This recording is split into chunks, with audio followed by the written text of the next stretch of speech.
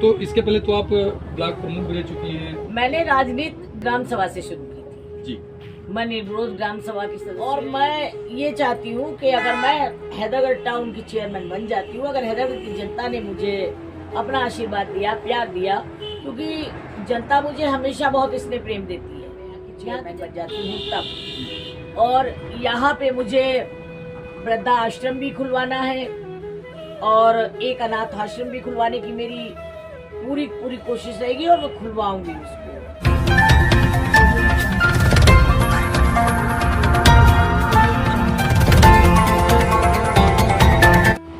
आज हमें हैदरगढ़ नगर पंचायत में आज हमारे साथ हैं रानी कनौजिया जी, जो ब्लॉक प्रमुख भी रह चुके हैं, जिला पंचायत सदस्य भी रह चुके हैं।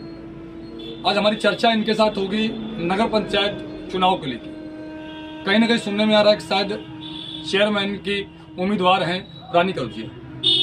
हम इनसे बात करेंगे, चर्चा करेंगे कि इन्होंने यह निर्णय कैसे लिया और कब लिया और क्यों लिया, चूंकि ये ब्लॉक प्रमुख भी रह चुकी हैं और जिला पंचायत भी रह चुकी हैं। हम सीधा इनसे ही बात करते हैं।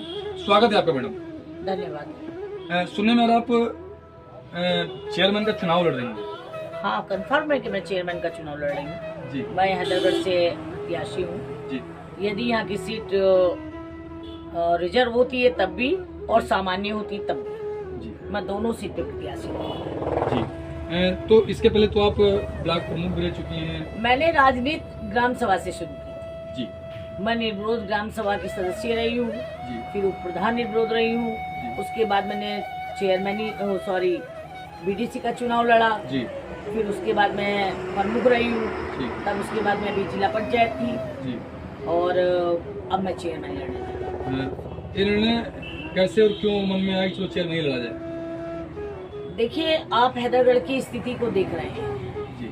यहाँ की कंडीशन आपने देखी है कि यहाँ किस तरह से टाउन में पानी भरा रहता है, जी। बिजली की भी समस्या बनी रहती है। और दूसरी चीज, जो यहाँ आज तक चेयरमैन हुए हैं आपने देखा है कि वो स्वयं चेयरमैन कभी नहीं करते। अगर उनकी पत्नियां बन गई हैं तो पति चेयरमैन ही कर रहे हैं, बेटे कर रहे हैं, कोई भी मतलब अदर कर सकता है, लेकिन उसको चेयरमैन ही नहीं करने दिया जाता। और जब वो चेयरमैन खुद यहाँ का पद नहीं संभाल पाएगा तो वो यहाँ के विकास को नहीं देख पाएगा।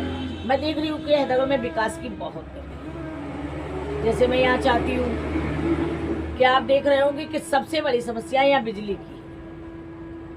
की जो समस्या है कि आज उपभोक्ता अगर 10 रुपए की बिजली खर्चा करता है तो 50 रुपए उसके पास बिल आ जाता है, उपभोक्ता परेशान हो जाता है।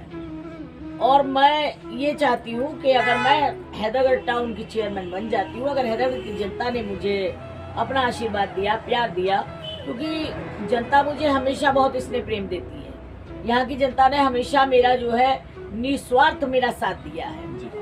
तो मैं यहाँ पे जिस तरह से आप मोबाइल रिचार्ज करते हैं उसी तरह मैं यहाँ पे पूरी कोशिश करूंगी कि यहाँ बिजली का बिल भी चार्ज होना चाहिए। जितना वो खर्चा करे उतना ही बिल उनका पड़ना चाहिए।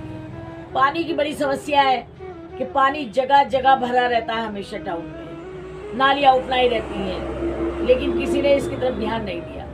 मैं चाहूंगी कि अगर मैं आ जाती हूँ तो मुझे यहाँ ये नालियों का भी देखना पड़ेगा। पूरी तरह से मैं इसको देखूंगी कि यहाँ का पानी कहीं बाहर निकले और यहाँ गंदगी ना रहे। जिस तरह से कूड़ा पड़ा है, ये कूड़ा नहीं होना चाहिए। 50 कर्मचारी हैदरगढ़ में हैं, लेकिन उसके बावजूद भी आप सड़कों पे देखिए कूड़ा की भरमार है। और अगर मैं आ जाती हूँ यहाँ तो मैं यहाँ एक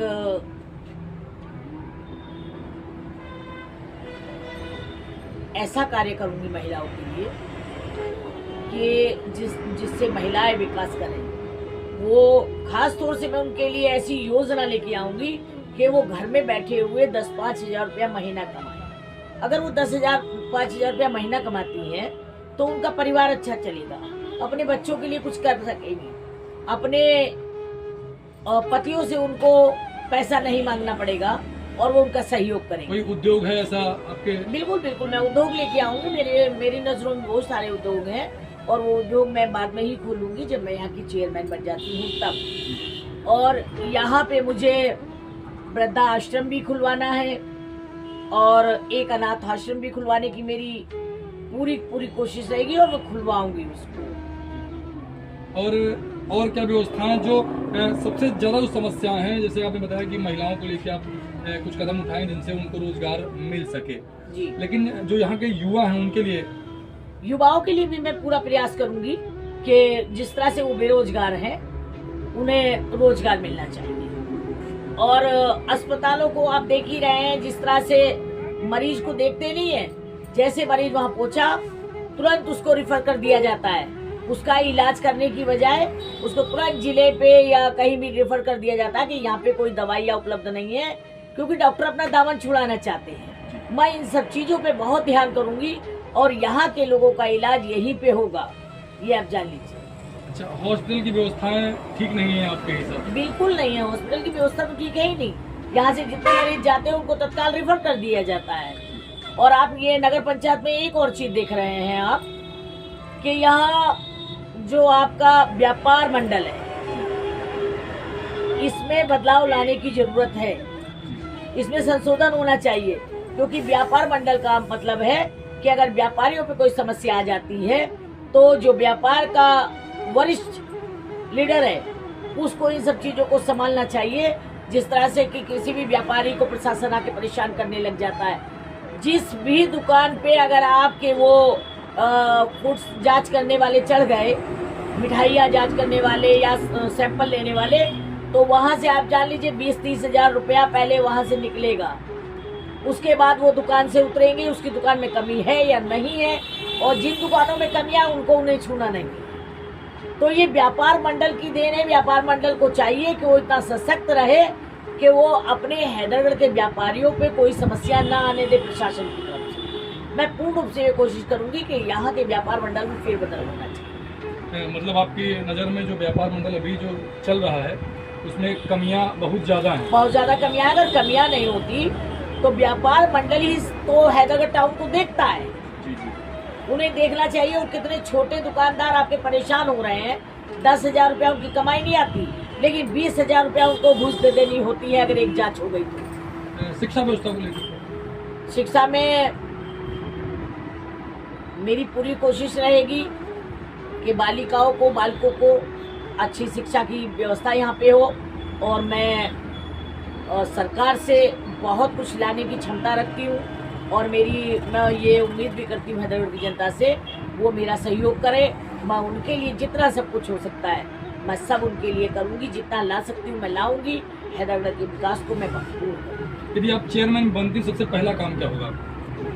सबसे पहला काम तो मेरा यहाँ की जो गंदगी है हैदरगढ़ के अंदर, इसको सफाई करने का कार्य मेरा सबसे पहला होगा। और उसके साथ साथ मेरी प्राथमिकता होगी कि यहाँ के जो लोग हैं उनको विकास दिया जाए। हमारे बीच में थी रानी कनौजिया जी, जिन्होंने काफ़ी बड़े बड़े वादे किए हैं।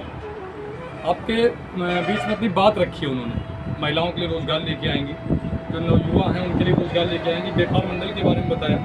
हॉस्पिटल की व्यवस्थाएं ठीक नहीं हैं, उनको भी सुधारने का काम करेंगी रानी कनौजिया। हमारे बीच में अभी तक थी रानी कनौजिया जी। आगे भी हम जैसी भी जानकारी होती है आप तक पहुँचाने का प्रयास करते रहेंगे। बाराबंकी से अनुज अवस्थी के साथ बी समाचार।